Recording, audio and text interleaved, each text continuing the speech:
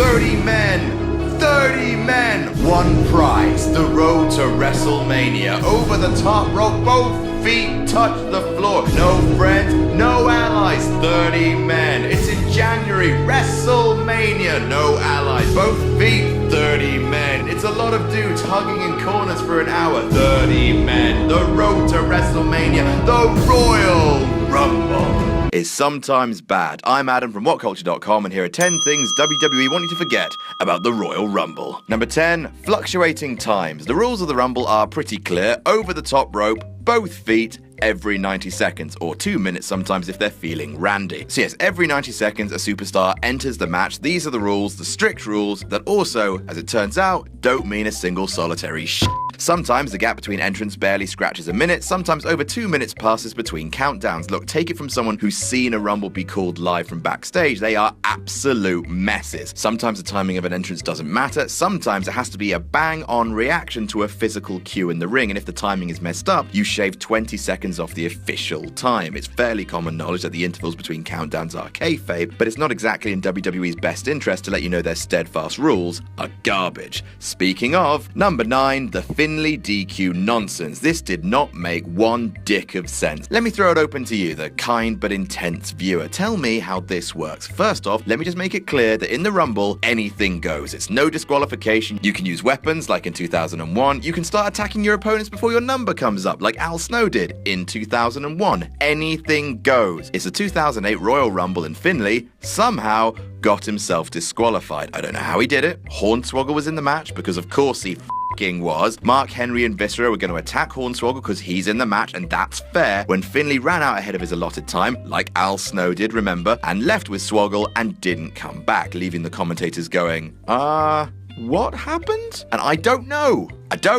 The rules were crapped on severely. You can't get disqualified from the Royal Rumble. All I do know is Hornswoggle never went over the top rope before he left, so he's been in the Royal Rumble match for about 9 years. Good job. Number 8, 1 minute intervals. 1995 was a year of ups and downs. See, everyone remembers that Rumble because it was the year that Shawn Michaels came in at number 1 and was the last man standing, cementing the whole both feet must touch the floor rule as he did so. What people forget, or WWE might want you to forget, is that Rumble was pretty shit. Not only was it severely lacking in star power, Timothy Well, anyone? Mantor? Jacob Blue? Quang? Doink? Jesus Christ. No, he wasn't in it. Not only that, but the match was drastically hurt by the decision to reduce the time between entrances to just 1 minute. You can imagine they thought it might make the match quicker, more exciting, hide the lack of named talent, but it made the match feel much more lightweight than usual, and while WWE liked to champion the amazing endurance of Shawn Michaels entering first and winning it all, the duration of the match was just less than 40 minutes. Number 7, hazing Pewter. Be a star. 3 words that just keep biting WWE on the arse, and deservedly so in some cases. The anti-bullying campaign is great, but when you air a public hazing in front of millions of people live, as they did in 2005, well then,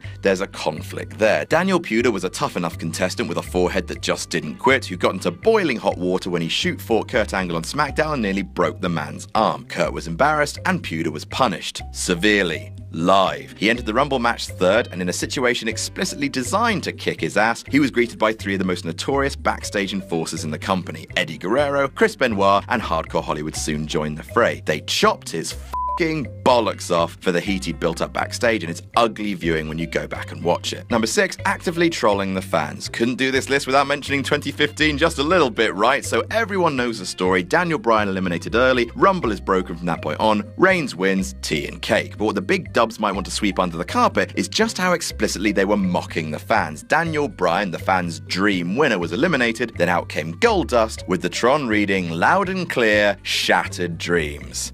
Wow. That's not authority figures coming out and slagging off the fans in character. That's WWE, the company, openly laughing at its audience. And hey, if that's your game, fine, but then turning around and bragging about how you listen to the fans and you do it all for them, no sir.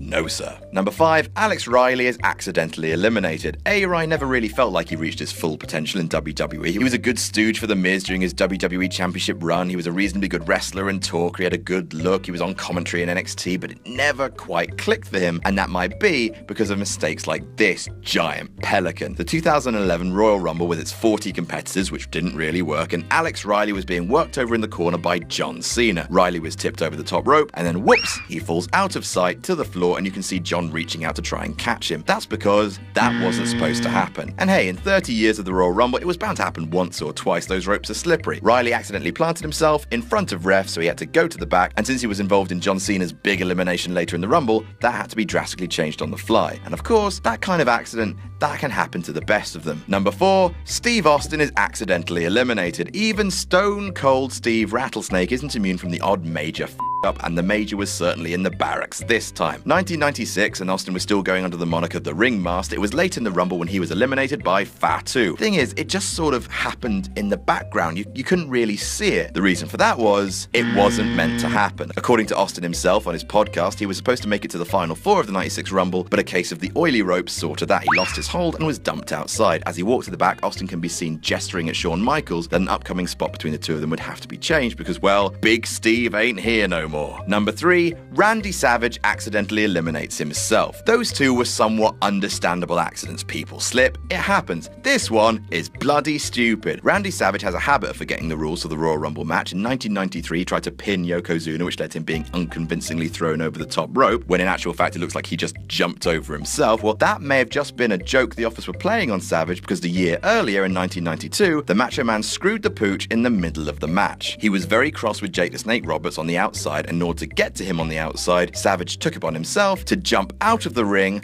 over the top rope, down to the floor. He then went back into the ring and continued the match like nothing happened. The commentators had no idea what to do and scrambled to explain that you had to be thrown over the top rope by someone to be eliminated. Honest, just stop. Please forget everything you've seen. Number 2, Mae Young's boobs. Oh, you unmerciful God. So the Miss Rumble competition, aka Who's Got the Nicest Whammers, was won by Mae Young, who got her big boobs out, boys, big boys for the big boobs out in the biggest heel move of the decade. Apparently she was in a flesh-colored bodysuit, but I am not rewinding to check. The reason why WWE want you to forget about this octogenarian exhibitionism, other than the obvious, is that this act of boob out cost WWE their deal with Channel 4 in the UK. In Great Britain, we all know about Channel 4. It puts on slightly daring stuff. Well, it used to, and now it's a bit tame. In 2000, it made a deal with the then WWF to air Sunday Night Heat and 5 pay-per-views for free per year.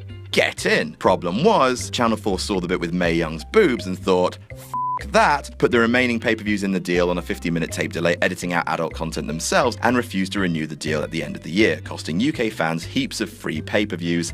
Thanks, boobs. And number 1, the 2004 Royal Rumble, because it was won by Chris Benoit. And it's a shame. It's such a shame because it was one of the best Royal Rumble performances ever. Seriously, like, you should go back and watch it because it's brilliant, but it's just... well, that's that. And that's our list. Did we miss any out? Tell us about it in the comments. Don't forget to like, share, and subscribe. You can follow me on Twitter here. I'm Adam from WhatCulture.com, and I'll see you soon.